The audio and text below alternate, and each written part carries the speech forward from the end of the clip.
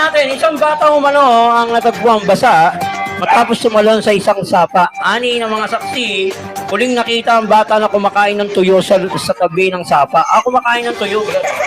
Kaya laking gulat ng mga ito na bigla na lang itong tumulong papunta sa sapa.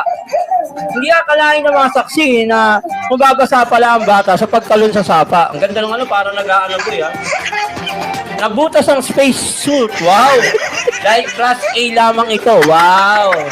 Malamang sa Cartemar binili. Oh. Kaya nabasa ang bata sa loob. Yan. Laking pasalamat naman ang nanay ng bata dahil walang nangyaring masama sa kanyang anak. Yun. At natagpuan lamang itong basa.